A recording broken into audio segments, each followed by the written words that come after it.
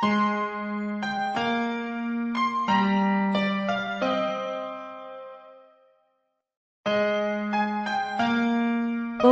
đây là doanh trại quân đội hay lớp học mầm non, sao các em giỏi vậy?